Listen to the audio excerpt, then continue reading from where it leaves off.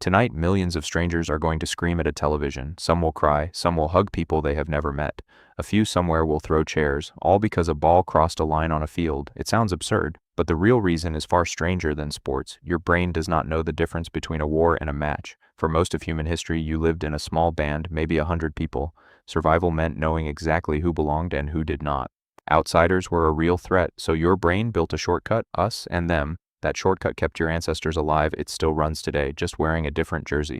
The anthropologist Robin Dunbar found that the human brain can only personally track around 150 relationships. Beyond that number, you stop tracking people.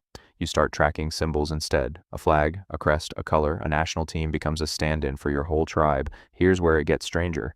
In 1954, psychologist Muzafer Sherif split ordinary boys at a summer camp into two random groups. Within days, each group built its own flag and loyalty. Once Sherif introduced competition, friendly strangers began calling each other cheats and enemies. Nothing real was at stake. The tribal instinct switched on anyway. What happens inside a fan's body when their team scores? In 1998, researcher Paul Bernhardt measured testosterone in fans before and after matches. Winning fans showed a rise, losing fans showed a drop.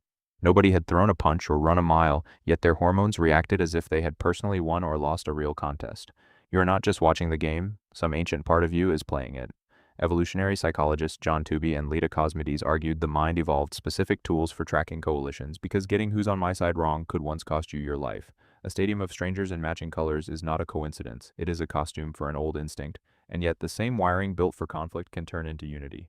Strangers who disagree about everything else will sing the same anthem together. For 90 minutes, ancient tribal circuitry built for survival binds people instead of dividing them, a flag instead of a spear, a chant instead of a battle cry. So the next time your pulse rises as the ball nears the goal, notice it. That racing heart isn't really about football, it's old software. Still convinced the fate of your tribe depends on the next few seconds, millions of strangers will scream at a television tonight.